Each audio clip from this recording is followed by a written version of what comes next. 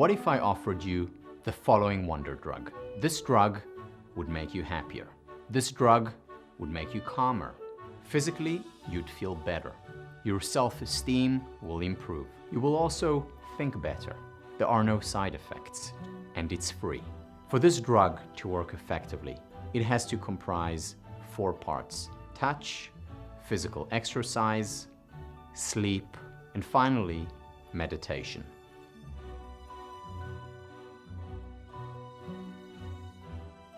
Throughout history, most Western thinkers created a clear divide between the mind and the body, between thinking and doing, between theory and practice.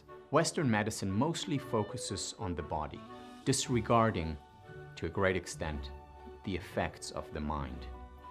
On the other hand, Western psychology has ignored the body while focusing on cognition, on the mind. Most of what psychology has focused on has been neck up, whereas most of what happens to us is neck down. We need to reconcile mind and body. We need to understand that mind and body are interconnected. They're not 2 separate entities. We need to look at it as a whole. The solution to this is the wonder drug. Without a doubt, Tal's Wonder Drug will do wonders for your mind and body. But to complete our integration, we need to add a soul cocktail to the mix. And for the soul, we have a 4-part wonder drug of our own, defined by the Sefer Chinuch in the 13th century. This drug combines relationships, conscience, meaning, and transcendence. The soul is what sets us apart from the animal kingdom. It defines our humanity. It's what tells us we need more than physical comfort to be happy. Here's an example. Imagine the rewind button was pressed on your life, and instead of being born human, you're a cow. Just imagine it, all day in the sun, chewing grass, nothing to worry about, no stresses, no worrying. Life is so easy and never boring. But there's a part of me that just isn't attracted to that at all. The part of me that needs life to be more. That's the soul, right there. It makes life real and deep. I don't know about you, but I want to check out this Wonder Drug super cocktail. So let's get started. The first component of the wonder drug cocktail is arguably the most pleasant: physical touch. And what we need to do is get in touch with touch. What Tiffany Field and other researchers in the area have shown is that regular touch contributes to our mental well-being as well as to our physical well-being. What she did was select randomly a group of premature babies. Each day, she would touch them gently for a few minutes. She would then compare them to other premature babies who were not touched beyond the so-called call of duty. What she found was that the babies who were touched, who were massaged regularly, grew at a much faster rate, initially as well as after they had already left the hospital. Their cognitive and emotional development was faster, healthier than the babies who were not touched. We need touch. We have this need from the time we're born for our entire lives. The wonderful thing about touch is that once, of course, individual boundaries are respected, it is about a win-win. When we touch, we're automatically touched, both physically as well as emotionally. Just like the body has a need for touch, so does the soul. It's not physical. Instead, it's a deep need for a sense of connection, for relationship. And there are many ways for us not to be alone and to connect. Perhaps the most common relationship that almost everyone deals with on a daily basis is friendship. In fact, the Hebrew word for friend, chaver, comes from the word chibur, meaning to connect. To really understand Judaism's view on friendship, we have to take a look at the formative statement by Pirkei Avot, Ethics of Our Fathers. Acquire for yourself a friend. Why the word acquire? Because really, Friendship is the very first relationship we get to choose. We don't choose our parents, and we certainly don't get to choose our siblings. Still, it's a bit of a strange piece of advice. It sounds like we should be buying our friendship. How do you pay for friendship? And if you have to pay for it, is that even friendship? In a word, yes. The insight this statement is offering is that every friendship has a price. Caring. With friendship, we have to deal with other people, and more than that, we have to care about them. I can't just think about me. I also have to think about their needs and what's good for them. The modern Facebook phenomenon is a great example of what friendship should not be. Facebook isn't bad. It can actually be very helpful, but it does warp our sense of friendship. On Facebook, we build up our list of friends who, for the most part, stay at arm's length from us. They add to our perceived social popularity or act as news sources. We don't add friends on Facebook to build genuine relationships. And most of us realize we can't use Facebook or any superficial friendship as a substitute for the real thing. Perhaps one of the most powerful statements in Judaism about friendships, or any relationship for that matter, is "Ve'ahavta l'reacha kamocha." Love others as you love yourself. It's called the most important principle in all of Judaism. Maimonides explains that it's really telling us to truly want what's good for the other, to recognize that the feelings and problems of our friends are as important as our own feelings and problems. Friendship is so important because it teaches us other people are just as real as we are. Yes, friendship has a price, but it has a much bigger payoff. You know what else takes a lot of work? Exercise. There are many studies on the effects of exercise on our physical health as well as on our mental health.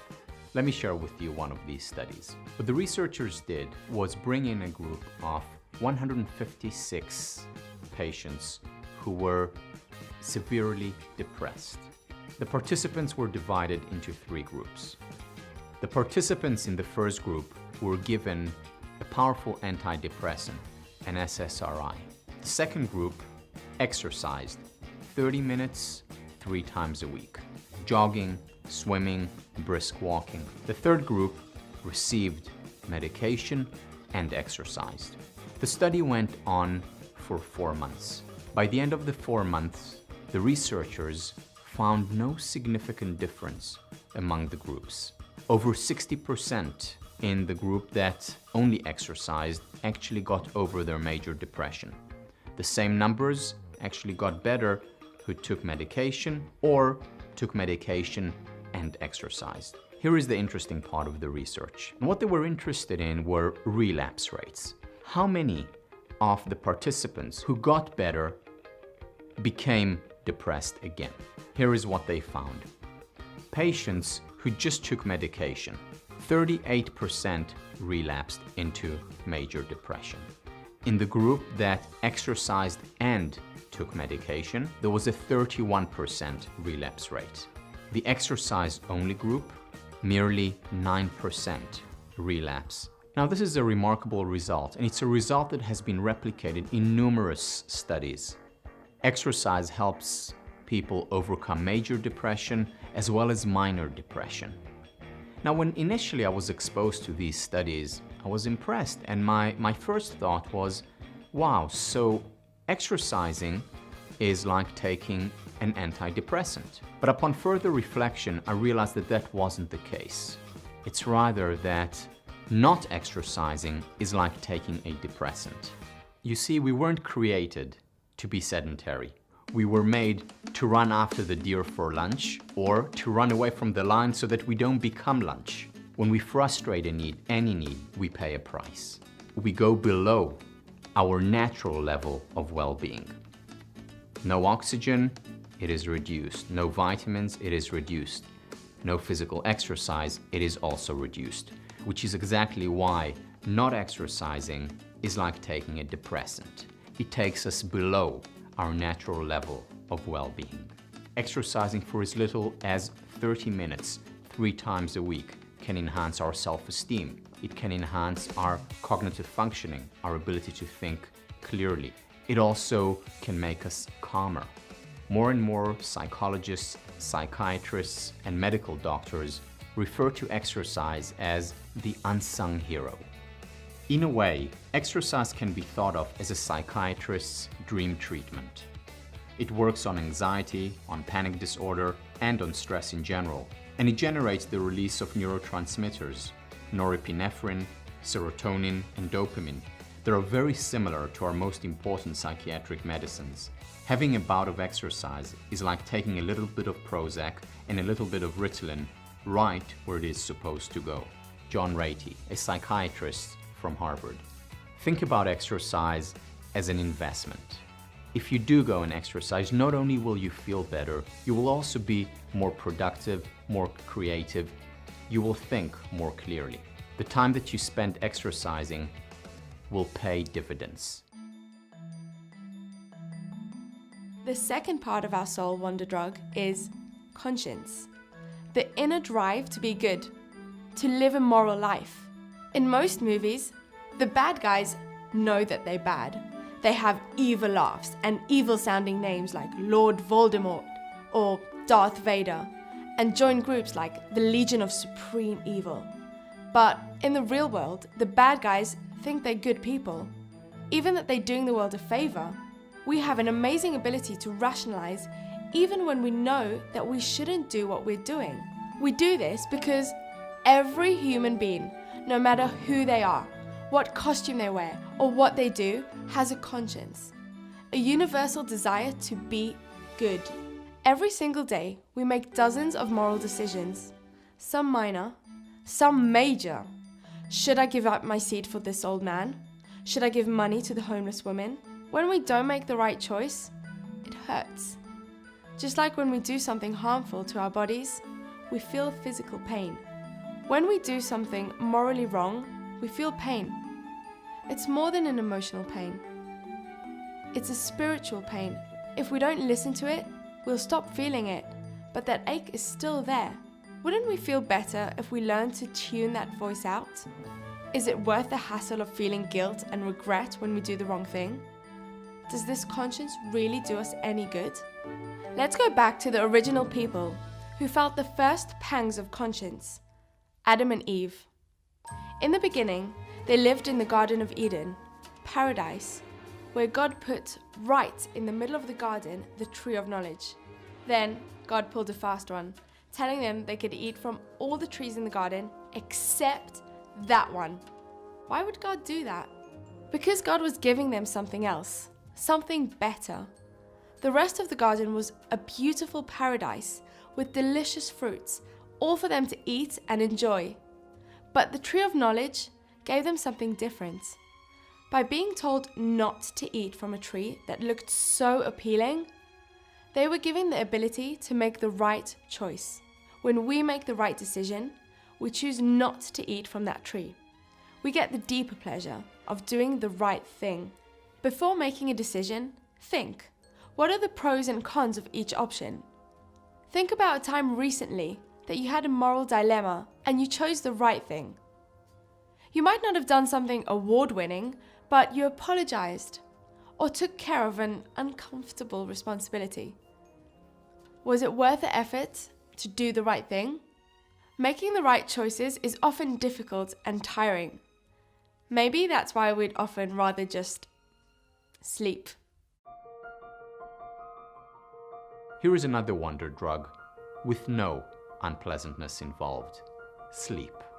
Usually, most people need anywhere between 7 hours and 10 hours a night. Our bodies were not made to work constantly. No animal in nature works constantly without break. The animal works hard and rests, works hard and then rests. There's a lot of research showing the benefits of sleep, showing also the negative elements associated with sleep deprivation. Having a full night's sleep leads to a strengthening of the immune system. Not sleeping enough weakens it. No surprise, when we don't sleep, we can't think clearly. Many of the accidents that take place are as a result of sleep deprivation, either in the workplace or on the road. Sleep deprivation is associated with a myriad of psychological disorders, from depression to anxiety. Sleep, like exercise, is a physical need. And when we frustrate this need, we pay a physical as well as a psychological price. We perform at suboptimal levels in terms of our energy, in terms of our ability to think. So sleep can be looked at as an investment. Time we put into it is time we gain later. William Dennett from Stanford University has done numerous studies on the effects of sleep. People who get less than a full night's sleep are prone to feel less happy, more stressed, more physically frail, and more mentally and physically exhausted as a result. Sufficient sleep makes us feel better, happier, more vigorous, and vital. So before we go on, go take a nap. Before you slip off for that nap, let's stop for a minute and discuss the third part of our cocktail, meaning. One of the most famous Jewish books on self-development and personal growth is Path of the Just, written by the Kabbalist Moshe Chaim Luzzatto. In the first line of his book, he writes, "The foundation of greatness and the root of spiritual excellence lies in a person clarifying and being genuine with their purpose in life." In other words, we need to know what gives our lives meaning, what we're living for. I'm not going to define the meaning of life because it's different for every person, but it's still something that's important to every person. We can see just how important it is to us by how the world memorializes famous personalities after their death. Yes, we talk about their financial and professional accomplishments, but we focus more on the meaning, not the money, the ways they use their influence to change lives for the good and make a difference. Have you ever walked through a cemetery and read the inscriptions? They never describe the amount of money made, the cool cars, or the diamonds. Reading tombstones is a great way to get a perspective on what's really meaningful in life and what you want people to remember about you. Now, when we choose what career to follow or job to take, definitely most of us want to make money, but we also look for something more. Studies show that when looking for a job, the most important thing to people is that it be meaningful. Which do you think is more important, meaning or money? Ask yourself, am I living to work or am I working to live? Am I going through the motions without a purpose? And if you want to work in order to live, you have to answer the even tougher question. Then what am I living for? The easiest way to break a person is to give them work that is meaningless. Judaism's oral tradition describes that when the Jewish people were slaves in Egypt, they were forced to build storehouses on sand, so that the buildings were constantly being destroyed and had to be rebuilt. The real horror of their slavery wasn't the loss of freedom. It was being forced to do meaningless labor for no reason. It's dehumanizing because we're built to live for meaning. And we need to be so clear on what we're living for. So, what are you living for? That's the million-dollar question. And that's why Rabbi Luzzatto says, spiritual excellence lies in a person clarifying and being genuine with their purpose in life. Take some time to sit down and think about what people will say about you after you die. What do you want them to say about you at your funeral? What do you want to be remembered for? It's important that you don't just think about this idea, you actually need to write it down. After all, this is an exercise, not a meditation. Neuroscientists who study mood found that people who are generally happier have more activation on the left side of the prefrontal cortex relative to the right side. Scientists over the last few years have researched people who have been practicing meditation for many years. So what they did was actually approach the Dalai Lama and asked him to recommend some of the quote-unquote professional meditators. And they brought them in to study their brain. What they found was fascinating. The ratio between the left side and the right side of the prefrontal cortex was measured, and they were off the charts. The psychologist had never seen anything like it. Here is the question though. So we know that people who have meditated for over 30 years, 8 hours each day, benefit a great deal. What about us? Can we benefit from meditation? The answer is an emphatic yes. Let me share with you one study. John Kabat-Zinn invited a group of people who were interested in meditation. He randomly divided them into two groups, telling one group that they were going to start with their meditation course immediately, whereas the other group would have to wait a few months. On average, the participants meditated for 45 minutes a day. Then what he did was compare between the two groups. What the researchers found was that within as little as 8 weeks, the left to right ratio of the prefrontal cortex changed significantly. While the control group, the group that was waiting for the course to begin, enjoyed no change, the group that was actually meditating became more susceptible to positive emotions, more resilient in the face of painful emotions. They also reported feeling less anxious, calmer, happier.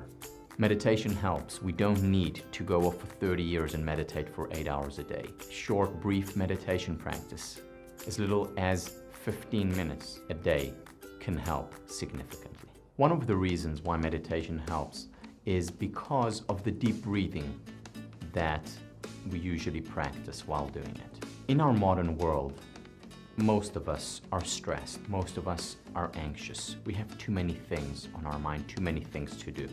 And what happens when we are stressed, when we feel overwhelmed, is that our breath actually shortens. We don't breathe deeply. And when we don't breathe deeply, we actually become more stressed, leading to even shallower breathing, higher levels of stress in a vicious cycle.